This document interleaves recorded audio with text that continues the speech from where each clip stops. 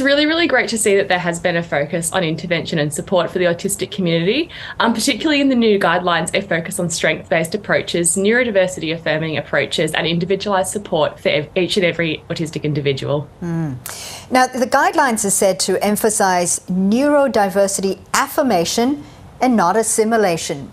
What's the difference here, and why is it so important to actually understand the difference? When we talk about neurodiversity affirming practice, this means that we're accounting for the individual differences of autism and other neurodivergences, rather than trying to, I guess in a way, culturally assimilate them. So we know that everybody shows different skills in different ways. And when we're taking a neurodiversity affirming approach, we're really supporting these people to show these skills in whatever way works best for them. Jessica, I read that autism diagnosis only started in Australia in the late 90s and the early 2000s. Obviously, we've come a long way since then.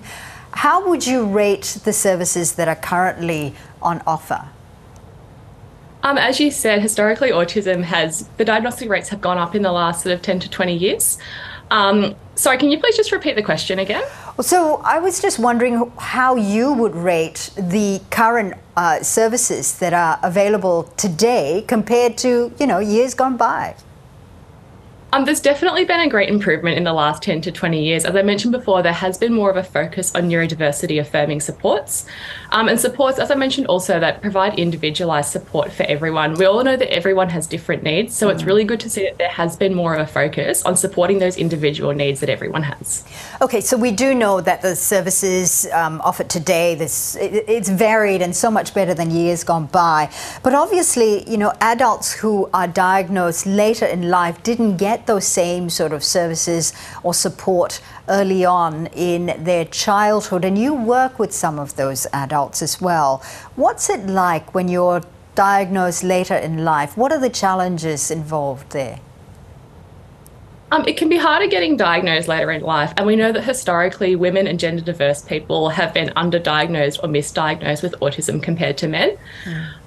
It can be really hard when you don't have that level of support that you might need when you're younger, and this is something that we focus on at Next Level Collaboration, is building those skills for life, skills that everyone needs to learn for things like work and school, and learning how to use those skills in the way that's most comfortable for them.